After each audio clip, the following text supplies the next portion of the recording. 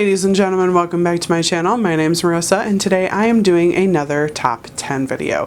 Today my top 10 video is my top 10 best / worst villains.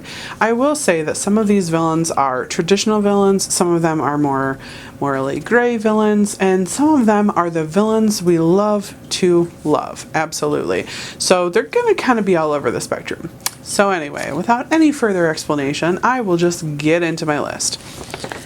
So of course the first one, the professor that everyone loves to hate, Professor Dolores Umbridge from the Harry Potter books and movies by J.K. Rowling. She is an awesome bad guy. Like, she is scarier than Voldemort in the books and the movies. She is the epitome of everyone's worst nightmare as a freaking teacher. Like, and she's so pink and fluffy and cat loving. Like, just, yeah, she's a freaking nightmare, but everyone loves to hate her, so it's good times. So the next one is also from the Harry Potter franchise, and that is Professor Snape. And I know everybody has very mixed opinions on this. I think he's a very morally gray character. I personally absolutely love Snape. While I do think he is kind of a douchebag to Harry, I also think that he did try to do his best for the wizarding world as a whole, so I love him anyway. So, but he is still considered a bad guy, so that is why he is also on this list. So the next one is Hilly Holbrook from The Help by Katherine Stockett. Hilly Holbrook is the town's worst nightmare. Basically, she is the character in the book who is, if you guys don't know what The Help is, it's a book basically from the point of view of the maids in the South, the African American maids in the South that work in white households and raise white children. And so basically they're trying to break out of their role and kind of tell it like it is about the people that they work for. So Hilly Holbrook in all of this is the one who is basically lobbying to have separate bathrooms in their household for The Help. Basically they're Negro bathrooms, and you know, they're usually outside. They're of course not as nice as the bathrooms in the house, but yeah, Hilly she's definitely evil, and what Minnie ends up doing to her, priceless. Absolutely love it. Couldn't have had a better revenge. So anyway, you guys need to go watch that movie or read that book because it is hilarious. Absolutely love it.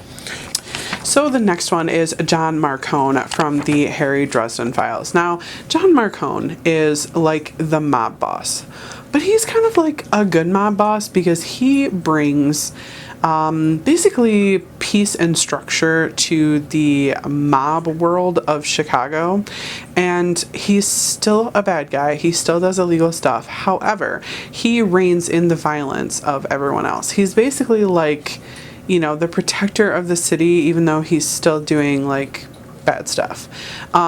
He is very charismatic. He's very much like this, you know, rich hobnobbing guy who's got one foot in the underworld. And I personally love his character. I think he is awesome.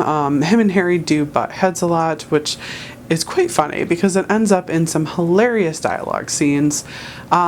So yeah, if you guys haven't read the Harry Dresden files, what the hell are you waiting for? Go read that and tell me what you think of John Marcone, because I think he's amazing. So the next two characters, of course, are from the Lives of Locke Lamora. That is Locke and Jean, and they're bad guys. I mean, essentially they are thieves. So that kind of puts them on the bad spectrum. Now, do I fully agree that they're 100% bad? Of course not. I think they are morally gray characters. I think they're doing what they need to do to survive, even though they do love being thieves. They do love being the bad guys. But I think they're amazing. Their friendship is amazing. Their story is just great. And they're hilarious. These books are by Scott Lynch, and he writes some of the best dialogue scenes I have ever read in my entire life, and they just had me laughing out loud at so many points. But yeah, Locke and Jean, definitely two of my favorite bad guys. So the next one is going to be Hatsumomo from Memoirs of a Geisha by Arthur Golden. She is basically the antagonist to our hero, if you want to call her that, Sayuri. Basically, this book is about a geisha who is coming up in society, that is Sayuri, and her rival is Hatsumomo. And Hatsumomo is very jealous, she's very possessive, she basically hates Sayuri from the moment that she meets her as a child and is set out to destroy her. And Hatsumomo is very calculating, but she's also very hot-headed, which leads her to make some missteps. And, you know, I really like her as a character because she's very layered, and I really sympathize with her and I empathize with her because of everything that she's been through, and she basically gets shunted to the side for this new girl. And you know, you can see that it is through her own actions that she basically caused her worst fear to happen, that she was trying to not let happen.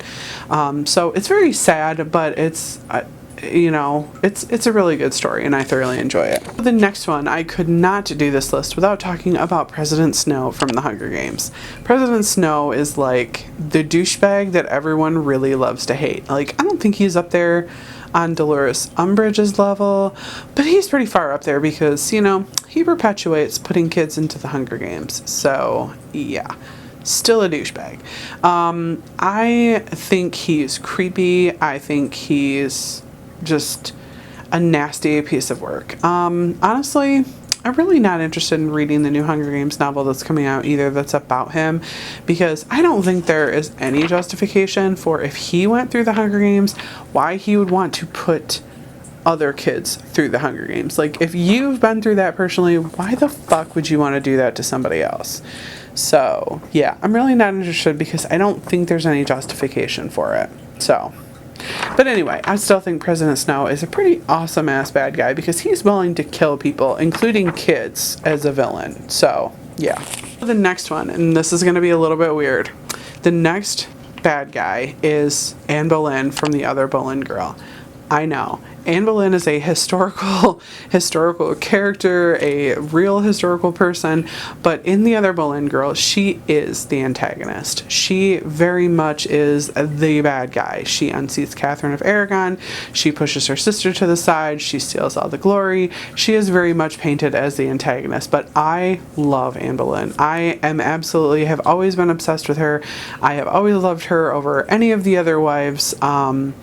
But yeah, she's definitely kind of an evil bitch in this one. But yeah, still love her. The last and final bad guy is Kazbracker from Six of Crows. I love Kazbracker. He's another one of those morally gray characters. Like, he's bad, but he also does good. Yeah, I mean, if you guys haven't read Six of Crows, you don't know what you're missing. But Six of Crows and Crooked Kingdom are amazing, amazing books. Kazbracker is a thief. He basically runs around in the underworld and, you know, he perpetuates crime. But he's also kind of a good guy because he likes to save people and he likes to take care of his own people. So yeah. So anyway, that is all for my top 10 list of the best worst villains. So anyway, until next time, I hope you guys have a wonderful day. Bye-bye. Thank you so much for watching my video. I upload every Wednesday and Saturday, and I would really love it if you would like, comment, and subscribe my videos. Have a great day.